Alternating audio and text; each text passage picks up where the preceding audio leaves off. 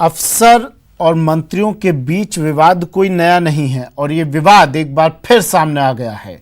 मंत्री धारीवाल ने मोर्चा खोल दिया है अजमेर संभागीय आयुक्त के खिलाफ।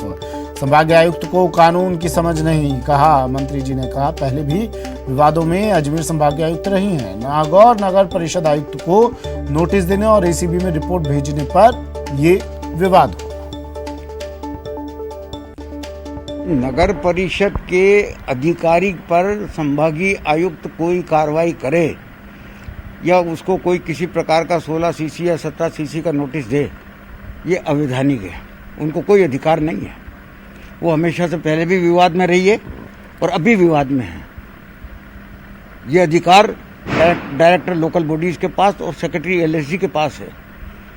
वो मिनिस्टर के अप्रूवल के बाद में जो है किसी भी ईओ के खिलाफ या किसी भी स्वायत्त शासन संस्था के किसी भी कर्मचारी या अधिकारी के खिलाफ कार्रवाई कर सकते हैं।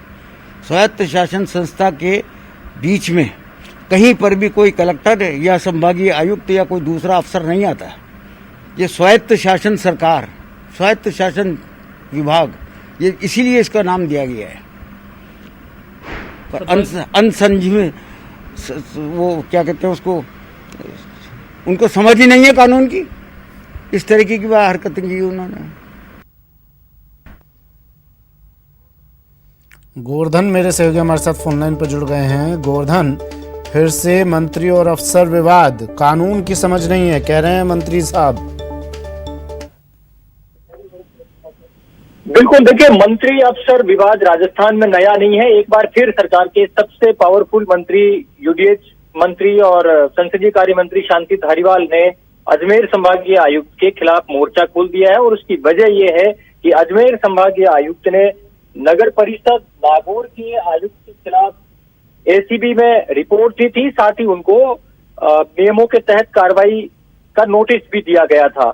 यूडीएच मंत्री शांति धारीवाल का ये तर्क है कि ये उनके विभाग के अधिकार क्षेत्र में दखल है, संभागीय आयुक्त को ये अधिकार नहीं था। और इसको कहते हुए उन्होंने फाइल पर तल्ख टिप्पणियां की हैं और साथ ही मुख्य सचिव को अजमेर संभागीय आयुक्त को भविष्य में ऐसा नहीं करने के लिए पाबंद करने की बात भी तल्ख टिप्पणियों के साथ में लिखी है।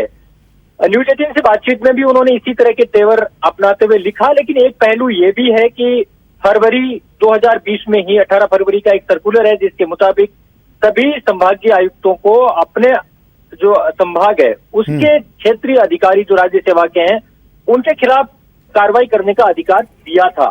अब ये विवाद की वजह भी ये अधिकार ही बनता हुआ दिख रहा है, क्योंकि अजमेर संभागीय आयुक्त ने उसी सर्कुलर, बताया जा रहा है कि उसी सर्कुलर में दिए गए अधिकारों का इस्तेमाल करते हुए स्वायत्त शासन विभाग के कुछ अफसरों के खिलाफ जिले में अनियमितताओं को देखते हुए कार्रवाई के लिए लिखा था। यूडीएच मंत्री ने इसे यूडीएच महकमे के अधिकारों में दखल बताया है।